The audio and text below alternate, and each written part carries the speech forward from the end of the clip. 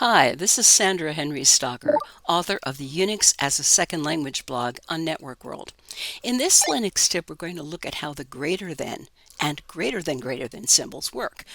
Both allow you to save the output of Linux commands to files, but they're not exactly the same.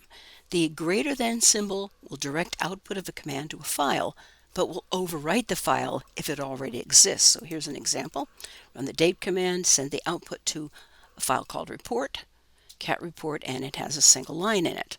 On the other hand, if we run it again,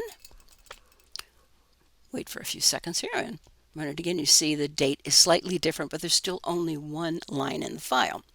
Well, now if you use the greater than symbol instead, the output of whatever command you run will be added to the file and added to the end of the file without overwriting what's in the file already. So here we're going to do this with the greater than.